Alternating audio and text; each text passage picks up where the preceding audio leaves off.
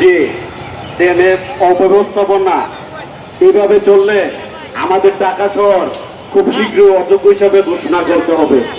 আমি চাই বাংলাদেশ প্রত্যেক জেলা শহর সবখানে দুর্নীতিমুক্ত, যারা যেভাবে জড়িত আছে সব ঠিকাদার যে দুইরা সরকারি লোক জনবল আছে সব কিছু দুর্নীতিমুক্ত কইরা পরিকল্পনা মাফিক ট্রেনের ব্যবস্থা গ্রহণ করা বাধ্যতামূলক।